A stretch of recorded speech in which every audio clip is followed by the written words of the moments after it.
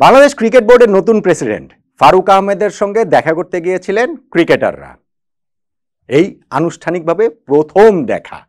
সেইখানটাতে জাতীয় দলের 3 ফরম্যাটের ক্যাপ্টেন নাজমুল হোসেন শান্ত থেকে শুরু করে মুশফিকুর রহিম, মেহেদী হাসান মিরাজ, তাসকিন আহমেদ সবাই ছিলেন তামিম ইকবালও।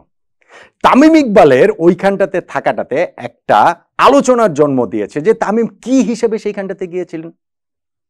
এটা দিন দুয়েক আগের ঘটনা। আজকে ফারুক আহমেদ সেই প্রশ্নের জবাব দিতে গিয়ে একটা পাল্টা প্রশ্ন করেছেন, তামিম কি অবসর নিয়েছেন নাকি? আমারও একই প্রশ্ন, আমারও একই কথা, জাতীয় দল থেকে তামিম ইকবাল কি অবসর নিয়েছেন নাকি? মানে ক্রিকেটার তামিমের পরিচয়টা কি শেষ? বাংলাদেশ ক্রিকেট থেকে কি অধ্যায়টা শেষ হয়ে গিয়েছে? কেন আমি এই কথাটা বলছি? দেখুন, বোর্ড প্রেসিডেন্ট হিসেবে ফারুক ভাই দায়িত্ব নেওয়ার পর প্রেস কনফারেন্সে তামিম সংক্রান্ত যে আলোচনা, সেখানে তিনি বলেছিলেন যে আরও 2-3 বছর তামিমকে তিনি জাতীয় দলের জার্সিতে দেখতে চান। তামিমের এই জাতীয় দলের থেকে বাইরে থাকার কারণটা আমরা সবাই জানি।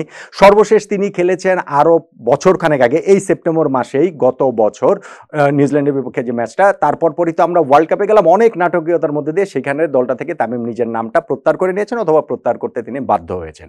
এরপর থেকে তিনি জাতীয় দলের বাইরেই রয়েছেন। মূলত ওই ওয়ার্ল্ড কাপের ইস্যুটা ছিল হচ্ছে গিয়ে কোচ চন্ডিকা হাথুরে সিং এর সঙ্গে তখনকার ক্যাপ্টেন সাকিব আল হাসান, সবকিছু মিলিয়ে একটা জগাখিচুড়ি অবস্থায় ছিল। এবং বাংলাদেশ ক্রিকেটে এটা এখন মোটামুটি প্রতিষ্ঠিত ব্যাপার যে চন্ডিকা হাথুরে সিং এর অধীনে তামিম ইকবাল আর খেলবেন না।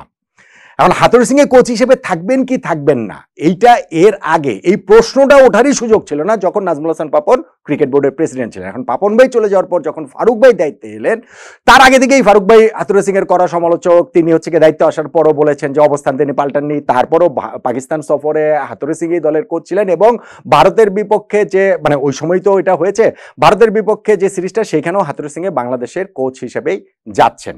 তবে হাথুরে সিং এ বাংলাদেশ ক্রিকেটের সঙ্গে আর খুব বেশি সময় নেই বলেই তামিম ইকবালের জাতীয় দলে ফেরার একটা জায়গা তৈরি হয়েছে।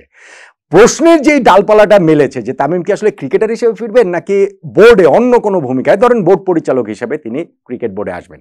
এবং সেইখানটাতে এই বৈঠকের আগেরও একটা ব্যাপার রয়েছে যে মিরপুর শেরেবাংলা জাতীয় স্টেডিয়াম পরিদর্শনে যে গিয়েছিলেন যুব ক্রীড়া মন্ত্রণালয়ের উপদেষ্টা আসিফ মাহমুদ, সেইখানে তামিম ইকবালই কিন্তু তাকে মোটামুটি স্টেডিয়ামের সবকিছু ঘুরে দেখিয়েছেন। তাকে ওইখানটাতে খুবই অ্যাক্টিভ রোলে দেখা গিয়েছে, যেই কারণেও মনে হয়েছিল যে তামিমের এইখানটাতে, মানে ওইখানটাতে বাংলাদেশ ক্রিকেটে তামিমের অধ্যায়টা যে শেষ হয়ে যায়নি, সেই দিন এটা অনেকটা স্পষ্ট হয়েছে।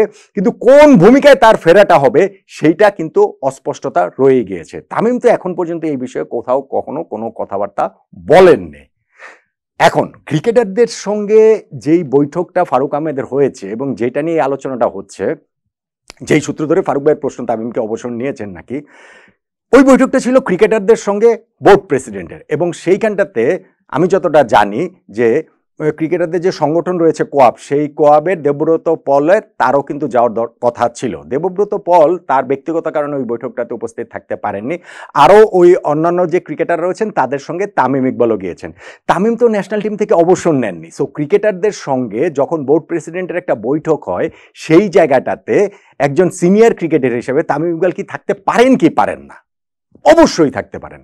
এখন ওই বৈঠকে নিয়ে অনেক আলোচনা হয়েছে যে ক্রিকেটাররা স্বতঃপ্রণোদিত হয়ে বলেছে যে ভাই বিপিএলটা আমাদের কোনো মতে আয়োজন করতেই হবে, তাতে যদি আমাদের পারিশ্রমিক কমিয়ে দিলে আমরা আসলে রাজি। মানে ক্রিকেটাররা প্রস্তাব দিয়েছেন যে আমাদের পারিশ্রমিকটা কমিয়ে দেওয়া হোক। গত বছর পর্যন্ত বিপিএলে যেই অনেক টাকা তারা পেয়েছেন, যত টাকা না হলে কম টাকা হলো আমরা খেলতে রাজি।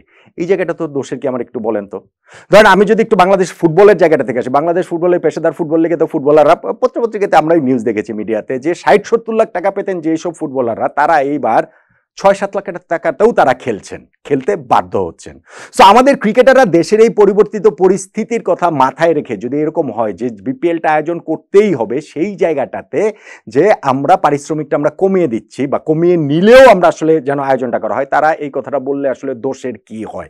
এই জায়গাটাতে কি তামিম ইকবাল, ধরেন কথার কথা, প্রথম কথা হচ্ছে অবসর নিয়েছেন কি নেননি, এটা একটা ব্যাপার। আর আরেকটা ব্যাপার হচ্ছে গিয়ে, যদি বাংলাদেশ ক্রিকেট বোর্ডে তামিম ঢোকেন পরিচালক হিসেবে, তাতে করে কি ক্রিকেটারদের পারিশ্রমিক কমিয়ে বিপিএল কিংবা ডিপিএল খেলতে তামিম রাজি করাতে পারলে তাহলেই তিনি বিসিবির পরিচালক হিসেবে ঢুকবেন, নইলে তিনি ঢুকতে পারবেন না।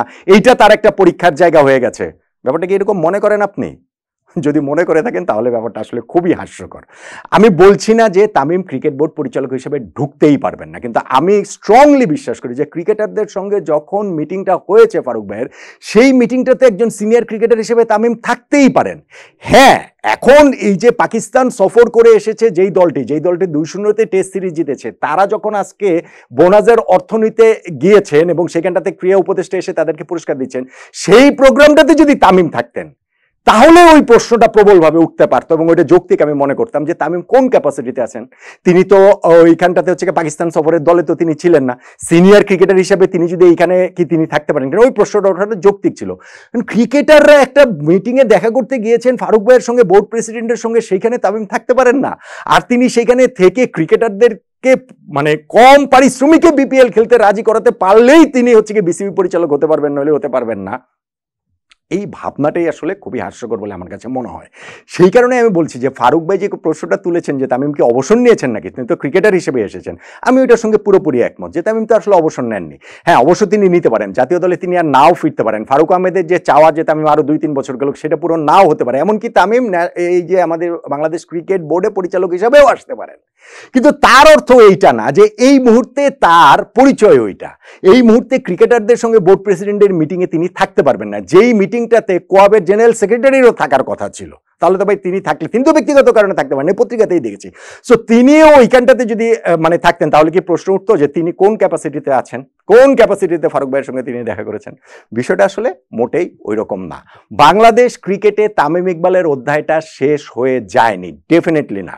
সেইটা কি ক্রিকেটার হিসেবে তামিম ফিরবেন নাকি অন্য কোনো ভূমিকায় বোর্ড পরিচালক হিসেবে ফিরবেন, সেইটার জন্য আমাদেরকে তার একটু সময় অপেক্ষা করতেই হবে, সেই ডিসিশনটা পাওয়ার জন্য অপেক্ষাটা করতেই হবে। এবং আমার কাছে যেটা মনে হয় যে ওই পর্যন্ত আমাদের সবাইকে আসলে একটু ধৈর্য ধরতে হবে।